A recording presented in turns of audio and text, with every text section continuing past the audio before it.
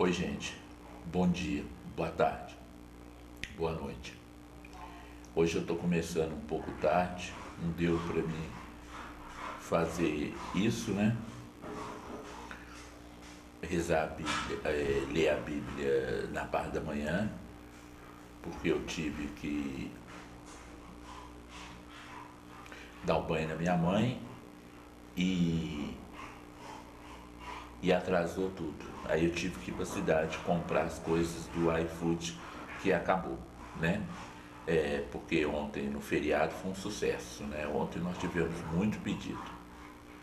Então, até agora eu tô descascando as coisas, né? Fazendo caldo, cozinhando a mandioca, cozinhando o milho, agora que tá mais calmo, mas daqui a pouco o pessoal começa a chegar. Aí eu devo ter uns 20 minutos ou 40 minutos para ler a Bíblia. Então eu vou ler, porque nós vamos cumprir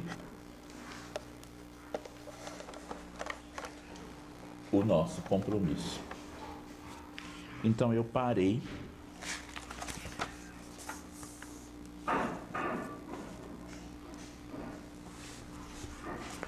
Então eu lembro que eu li a Esther, o Jó, li o livro dos Salmos, que eu achei muito interessante. Então agora é o Provérbios. O livro Provérbios é atologia escrita da sabedoria israelita. É o trabalho de muitos autores escrito de diferentes épocas, algo semelhantes ao livro de Salmão, não sendo, portanto, a obra de um homem determinado, ponto à vista. Na literatura antiga, a sabedoria, a tolice não são meramente termos prudenciais, mas praticamente identificados com a virtude do vício. Portanto, sabedoria é a arte de viver bem sucedido, no qual o homem atua corretamente em relação a Deus, em relação aos seus próximos, sendo justo e benevolente. Tal homem será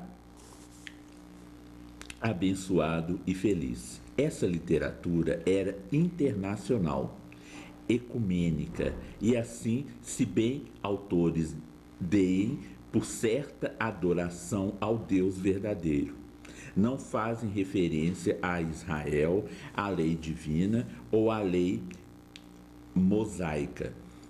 O principal objetivo do livro indica nas primeiras sentenças 1, 2 e 3 ensinar sabedoria, assim dirigido particularmente aos jovens inexperientes, 1 e 4, mas também aos que desejam aperfeiçoar-se no ensino da sabedoria.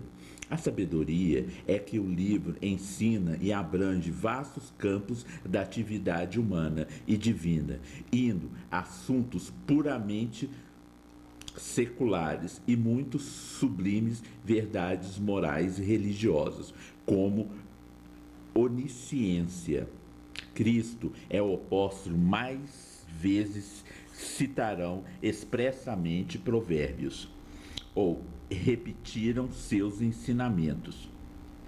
O livro ocupa importante lugar na liturgia latina e grega, com base no título Assuntos e Estruturas Poéticas. O livro de Provérbios pode ser dividido em seguintes maneiras: Eclesiastes.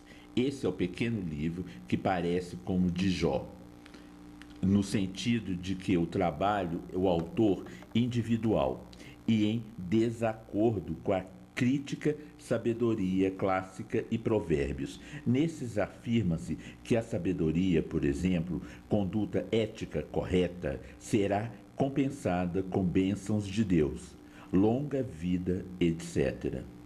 O autor da Eclesiastes,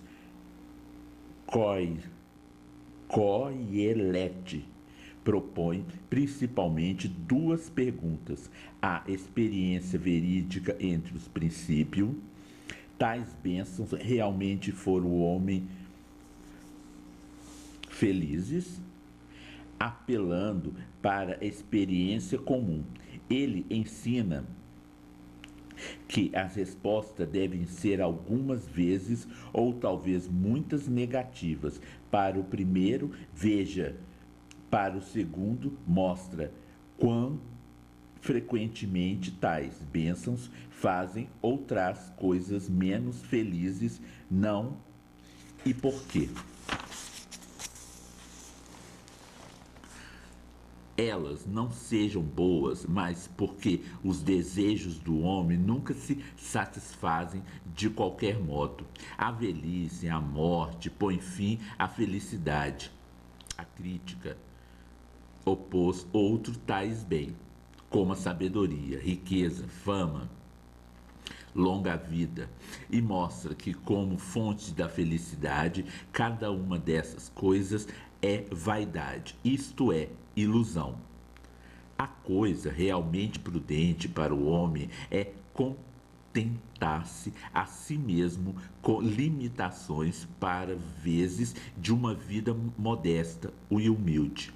Esses gozos modesto não é muito, mas é melhor que esforçar-se por aquilo que não tem. Não é porque não se possa obter último. Pode sim, mas será igualmente insatisfatório. Tudo é vaidade. Coelete tem fé firme em Deus, que é onipotente e justo, mas ele considera as maneiras de Deus, a sua disposição de vida dos homens, totalmente misteriosas, mas ainda ele nada sabe sobre a possível vida futura, ao jus depois da morte, e a vida humana, o que está debaixo do sol, o que estudou, honesta e reluzente, a sua mordaces desiludidas observações têm fascinação, validez, perenes. Toda a obra difere consideravelmente em linguagem e estilo dos primeiros livros. Antigos Testamento reflete um período mais recente dos hebreus e foi escrito provavelmente na cerca de 3 séculos antes de Cristo. Cântico dos Cânticos. Os Cânticos é a tradução livre de um título que significa o melhor cântico, por Salomão e Josias, de literatura hebraica do Antigo Testamento, e breve coleção de contos do amor. Canta o amor, sem fazer mitologia, sem reduzir simples sensualidade. Cartas de ansia e busca o desejo e a contemplação, a entrega e a posse. Cante o centro sublime, terrível fascinação. Ao cantar, convoca à volta todo belo, todo grato, o belo.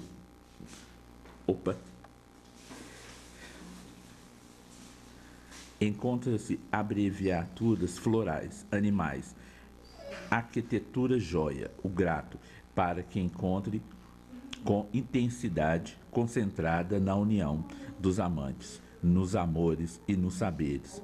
O Cântico canta o amor, e o que há de maior, porque Deus leva a Deus, porque Deus é o amor. Por isso, a Escritura utilizou noutras ocasiões o símbolo do amor conjugal para expressar a relação de Deus como seu povo e cristão com sua igreja. Osélia, Ezequias, Isaías, Efésios. Utilizar como símbolo não é abolir a qualidade do objeto, mas aprofundá-la.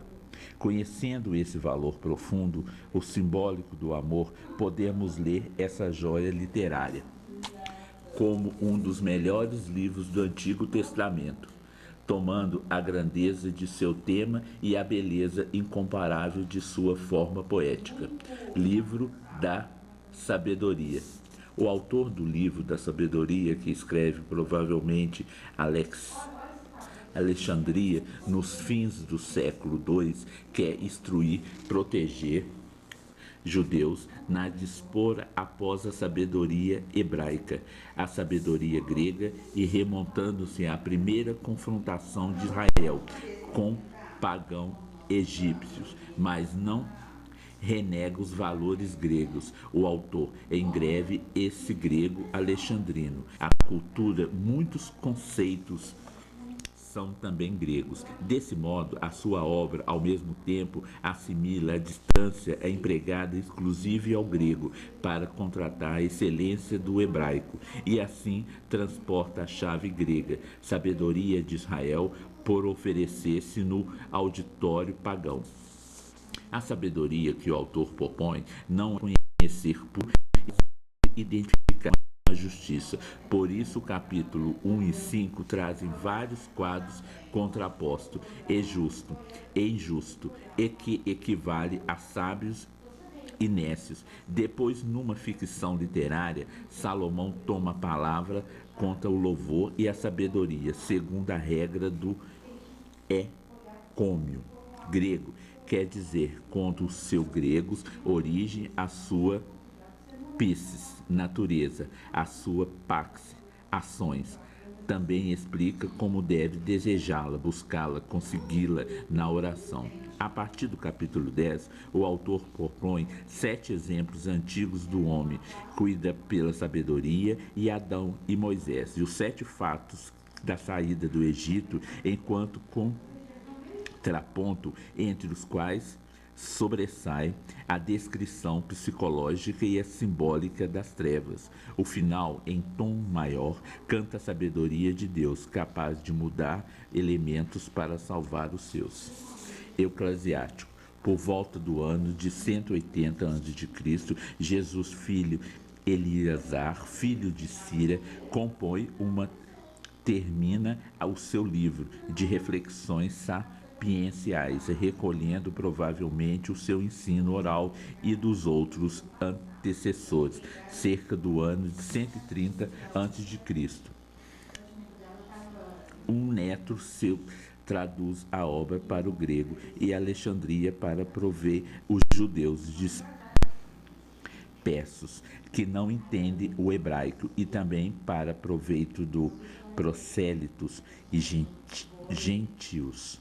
O seu livro, por não ser reconhecido pelos círculos oficiais judaicos, foi escolhido, se perdeu no século VIII depois de Cristo. Encontra-se uma cópia em uma gruta, e o que passa o Egito, aonde fazem outras cópias e utilizam pelos escritores da época numa procrição e uma nova ocultação, até que o fim do século passos em ocasiões sucessivas recuperam 2 textos do hebraico estritamente. O texto grego difundia-se, originava outras tradições, entre elas uma latina ampliada, alcançava notável popularidade da igreja. Isso pode explicar diversidade e traduções. Hoje em curso, segundo siglo uso hebraico, o grego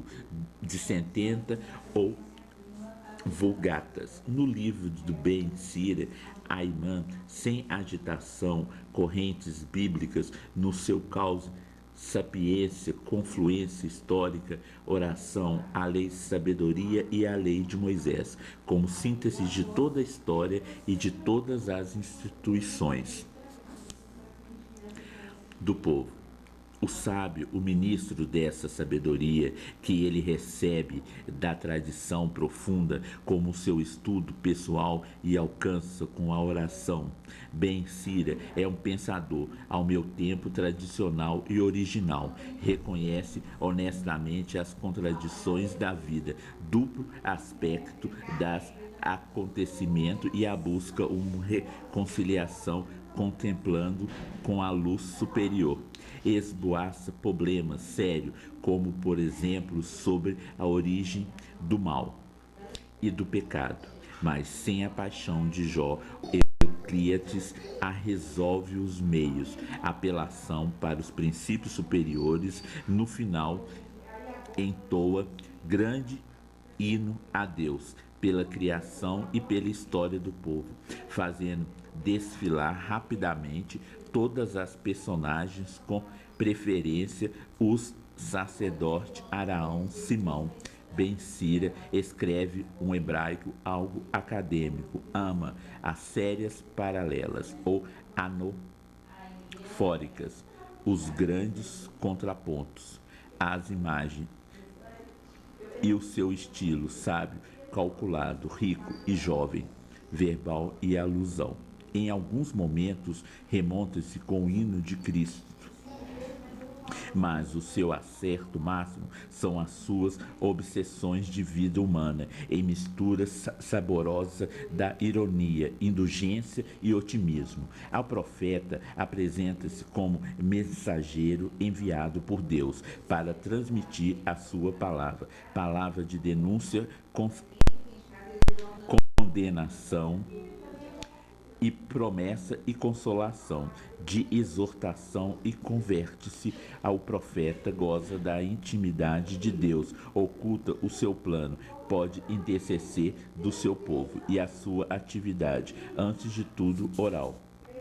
Os discípulos dos grandes profetas recolhem, reúnem e editam o oráculo, e dessas muitas vezes põe em dias, adaptamos e aplicamos as novas situações, ampliando como glosa explicativas ou outros oráculos anônimos, aparados pelo nome de grande profeta. O fenômeno profético surge em Israel por volta do século X.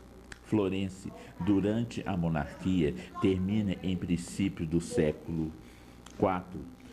Sucede-lhe a escatologia e a época, e o profeta fala, indivíduos responsáveis e o grupo social ao povo, as nações pagas. Isaías. Dos profetas surgiu um momento crítico da história de Israel. A segunda metade do século VIII a.C. insistiu ao colapso do reino centenário. Agora não posso. Sob o golpe. Não, fala que pode deixar, eu não posso falar. Sob o golpe de Ásia, enquanto a própria Jerusalém, do excesso do Senerib, postado diante das suas muralhas. No ano em que Osias, o rei de Judá, morreu, Isaías recebeu o chamado para a atividade profética do templo de Jerusalém. Muita atenção deve ser dada ao capítulo onde a convocação divina para que fosse o envio do Supremo. A circunstância descrita, a visão do Senhor entronizando em sua glória, de sua característica indilegível mistério de Israel, e fornece a chave para a compreensão de suas mensagens. A majestade, santidade e glória do Senhor domina o seu espírito, em troca de adquire a nova visão pequenez e pecabilidade humana. O enorme abismo entre a soberania, santidade de Deus, do pecado do homem. Traz meu óculos aí pra mim.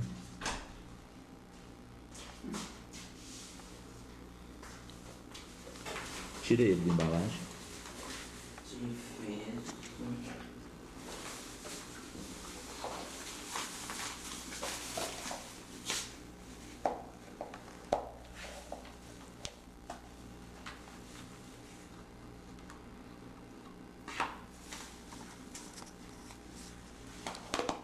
Bonito, né?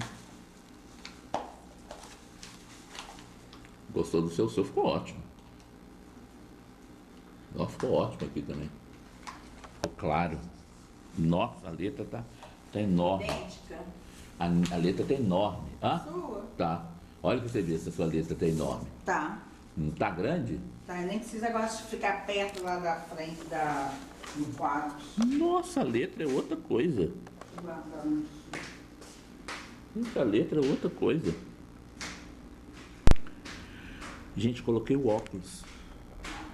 Olha, o óculos novo. Óculos novo que acabou de chegar. Né? A mãe do meu colega faz, Lucas.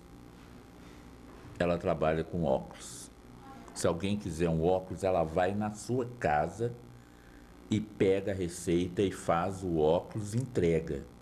Olha que bacana. E ela chegou aqui agora e eu estava lendo o texto e não consegui falar, e não pude atendê-la, né? Foi uma falta de educação da minha parte, mas eu vou fazer essa divulgação para ela porque eles merecem, né? Olha que bacana, né? Trazer o meu óculos. E olha para você ver o tamanho da letra. A letra ficou enorme. Agora sim eu consigo enxergar. Outra coisa, pelo amor de Deus. Vou ler de novo. A maior dos profetas surge um momento crítico da história de Israel, a segunda metade do século VIII a.C., assistiu o colapso do reino setentrional sob o golpe da Ásia, enquanto a própria Jerusalém via do exército de Sanequiribe posto diante da sua muralha, 701 a.C., no ano em que Uzias do rei Juda morreu. Isaías recebeu chamado para a atividade profética do templo de Jerusalém. Muita atenção deve ser dada no capítulo 6, onde há convocação divina para que fosse o enviado supremo circunstância diante descrita. A visão do Senhor entronizando em sua glória da sua característica inteligível, mistério de Isaías, fornece a chave que compreensão de sua mensagem. A majestade, santidade e a glória do Senhor dominam em seu espírito. Em troca, ele adquire a nova visão de pequenez e pecabilidade humanas. O enorme abismo entre a sabedoria, a santidade e Deus e o pecado do homem arrasta profeta somente a base purificadora de Sarafim poderia limpar seus lábios e preparar-o para aceitar o chamado. Aqui estou ordenando-me. O ministério de Isaías pode ser dividido em 3 períodos, abrangendo, reinando, Joatão, Acás, Ezequiel. O primeiro período pertence, na maior parte, os primeiros oráculos que impunham a decadência moral de Judá e a sua capital de Jerusalém. Com a assunção Acás, o profeta tornou-se conselheiro do rei, cujo trono estava ameaçado pela junção de Síria com Efraim, rejeitando o apelo de Isaías para que tivesse fé e coragem. Tíbio, Acas, voltou-se para a Síria em busca do auxílio. São desse período a maioria dos oráculos messiânicos que estão na seção de profecias do Ismael. Esias sucedeu o pai, procedeu reforma religiosa de Isaías, evidentemente apoiou, mas a velha intrigas recomeçaram o rei em pouco tempo, foi conquistado partido pró-Egito. Isaías denunciou essa aliança com a morte. Novamente cogitou Judá e a felicidade de Jave, com sua única esperança, mas era muito tarde, a revolta já havia começado. A Assíria agiu rapidamente e seu exército, depois de devastar Judá, cercou Jerusalém. imaginei Ezaquias como um pássaro de gaiola, alardeia e a famosa inscrição Segueribe, mas Javé libertou a cidade como Isaías tinha prometido. Deus, o Senhor da história, e as Sírias apenas um instrumento em suas mãos.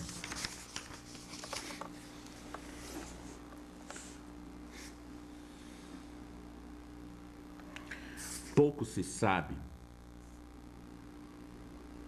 dos últimos dias de grande líder religioso, cujo oráculo e o singular beleza e a força poética essencialmente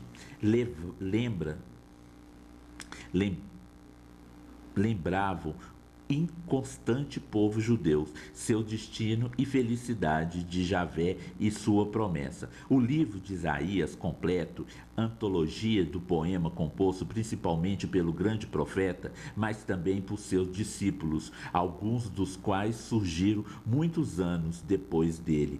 Em 1:39 da maioria do oráculo, São Isaías reflete fielmente a situação de Judá no século 8, ou discípulos profundamente influenciados pelo profeta, pertencem às seções com Apocalipse de Isaías.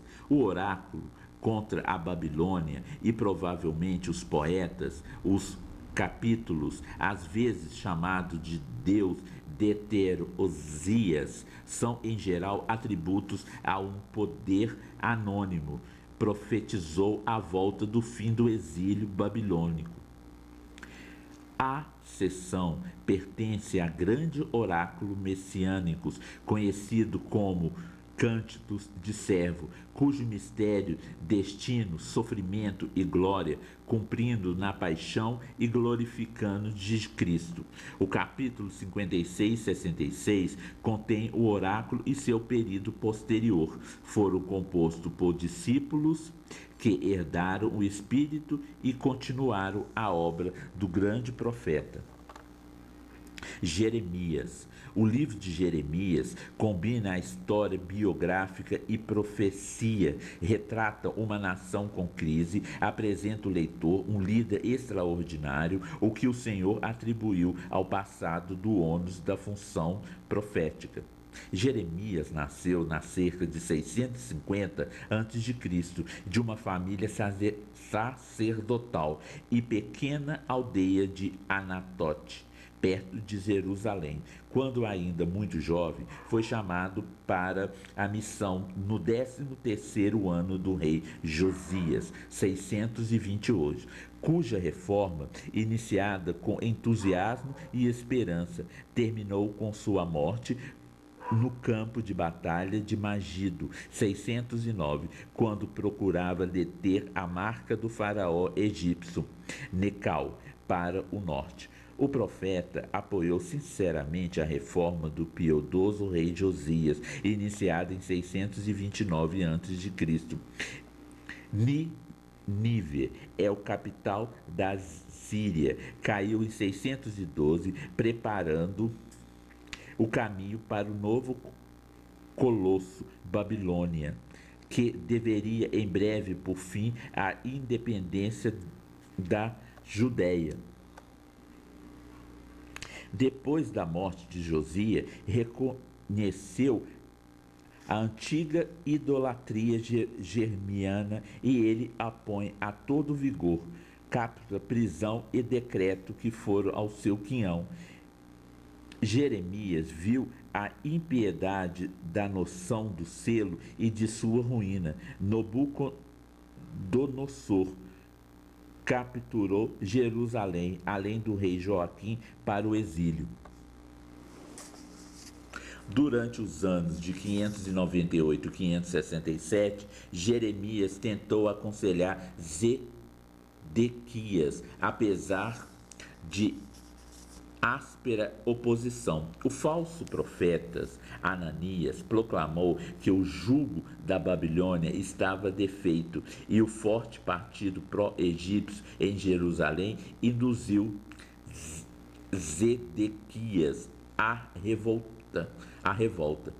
Nabucodonosor exerceu pronta e terrível vingança. Jerusalém foi destruída em 1587 e seus principais cidadãos mandados para o exílio. Nessa ocasião, Jeremias proferiu o famoso oráculo da Nova Aliança, às vezes chamado de Evangelho antes do Evangelho. Esse passam a conter suas mais sublimes lições e o seu marco de teologia e Antigo Testamento. O profeta permaneceu em meio de ruínas de Jerusalém, mas depois foi obrigado por um bando de conspiradores exilar-se no Egito. Lá, em segundo a velha tradição, foi assinado pelos próprios compatriotas. A influência de Jeremias foi maior depois da sua morte do que antes. A comunidade exilada lia, meditava lições profeta e a sua influência pode ser observada em Ezequiel, em algum salmo. E na segunda parte de Isaías, logo depois do exílio, o livro Jeremias, como hoje é conhecido, foi publicado em uma edição final. Lamentações de Jeremias. Como o tema é a queda de Jerusalém, 586, um poeta anônimo, tradição antiga, identificou como Jeremias Campos uma série de elegias e uma súplica dolorosa pela queda de cidades. Quanto elegias são poemas alfabéticos, quer dizer que cada estrofe dos dois ou três vezes uma estrofe começa com uma letra do alfabeto. A súplica tem 22 versos, o número das letras do alfabeto. Tal artifício não favorece a construção, anamias e a fantasia. É uma dor desafoga com monotonia, misturando imagens novas, tópicas e o que prolonga, portanto, as letras do alfabeto. Chegando o fim, volta a começar. O autor também não sente ligado à fidelidade descritiva e bem impressão de escrever em testemunho presencial, não sabendo de se essas elegias foram recitadas em reuniões litúrgicas. Baruque. O verso inicialmente desse livro atribui ou velhos menos sua primeira parte, Baruque, o conhecido secretário profeta de Jeremias. Contém 5 composições muito diferentes, a primeira e a última em prosa e outra em forma poética, e as canções de prova foram, com toda certeza, compostas em hebraico. Embora a antiga forma conhecida do livro seja em grego, uma comemoração da festa de tabernáculos, com uma prece publicada, penitência e a súplica, tal como depende da introdução, não teria sido provável em vida em Baruque, depois da queda de Jerusalém. Na verdade, isso é o surgimento da própria oração. E a prece, portanto, deve ser compreendida como a piedosa reflexão de um escritor judeu posterior sobre as condições do exilado e babilônico, das quais tomou conhecimento pelo livro de Jeremias, expressas em nome dessa, pessoalmente intimados pelos profetas, atribuindo riqueza como lições de Jeremias, isso é, Baruque. O propósito desse recurso literário é retratar para sua própria geração futuras espírito e arrependimento que levou Deus, por fim, ao exílio. A lição assim obtida, acompanhada de um hino, louvor da sabedoria, exaltando a lei de Moisés como inagualável dádiva de Deus e Israel, cuja a observância e o caminho da vida, da paz, A cidade ideal de Jerusalém, então, representa como a mãe solicita a todos os exiliados e quem assegura o nome de Deus de todos os seus filhos que serão devolvidos. O capítulo final, realmente um trabalho à parte com um título próprio, segue no modelo da primeira carta de Jerusalém, idolatria contida em Ger. Sua serenidade impressionante, mas repetiu lições previamente inspiradas numa época posterior, falando-se em especial beleza literária. Eu vou parar por aqui hoje, né? Eu vou parar por aqui e volto amanhã.